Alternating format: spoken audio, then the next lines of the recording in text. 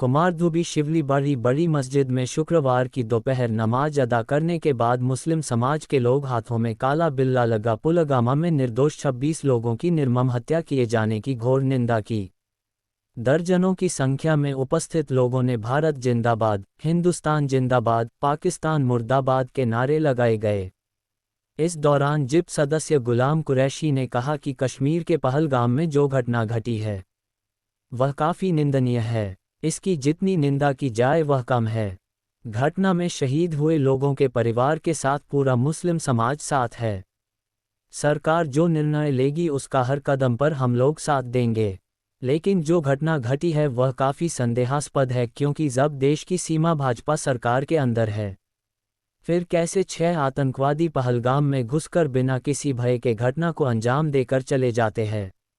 वही भाजपा ये कसम खा ली है कि जो मुस्लिम समाज के खिलाफ जितना ज्यादा जहर उगलेगा उसे उतना बड़ा अवार्ड मिलेगा।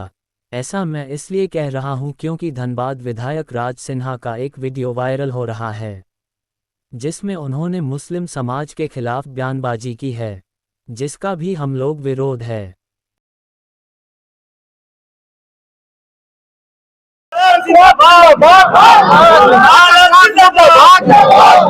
पाकिस्तान मुर्दाबाद,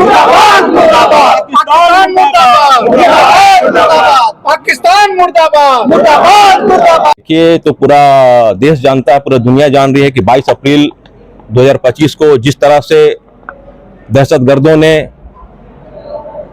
पहलगाम कश्मीर में जो निर्दोष लोगों को शहीद कर दिया, हम लोग पूरे मुस्लिम समाज की ओर से उस हमले का मुजम्मत करते हैं, विरोध करते हैं और कड़ी निंदा करते हैं। और जितने भी शहीद हुए हैं सभी के लिए खिराजे अकीदत पेश करते हैं और अल्लाह से दुआ करते हैं कि उस परिवार को सब्र दे, इस दुख की घड़ी में दुख सहने की शक्ति दे। आप लोग को पता होगा कि यहाँ पे इस देश में इतना बड़ा दुख होने के बावजूद भी अभी इस देश में ये सवाल कोई नहीं पूछना चाहता है कि केंद्र सरकार सुरक्षा का जिम्मेवारी किसका है, सीमा का सुरक्षा का जिम्मेवारी किसका था। यही मोदी जी 2014 में जब प्रधानमंत्री नहीं बने थे तो उन्होंने मनमोहन सिंह से सवाल किया था कि प्रधानमंत्री जी सीमा का जिम्मा किसके भरोसे है। तो मैं आज आप मीडिया के माध्यम से पूछना चाहता हूं उन्हीं प्रधानमंत्री से, मोदी जी से, कि सुरक्षा का जिम्मा, सीमा का जिम्मा किसके भरोसे में था। जो इतनी आसानी से लोग घुसे, दहशतगर्द आतंकवादी घुसे और वहां पे 26 लोगों को शहीद कर दिया गया, जिसमें एक कश्मीरी मुसलमान लड़ते हुए शहीद हो गया।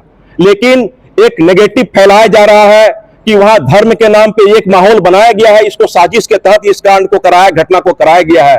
और इससे पहले पुलवामा घटना को भी लोग साजिश मानते हैं और ये भी आज नहीं तो कल ये बेनकाब होगा कि किस तरह से इसमें साजिश हुआ है। तो पूरा का पूरा इस जो हमला हुआ है ये केंद्र सरकार इसके लिए जिम्मेवार है कि उनकी सुरक्षा में चूक हुई है। इस चीज को उनको मानना होगा और इंसानियत के नाते प्रधानमंत्री और गृह मंत्री को अब तक इस्तीफा दे देना चाहिए था, क्योंकि इससे पूरा देश दुख में है।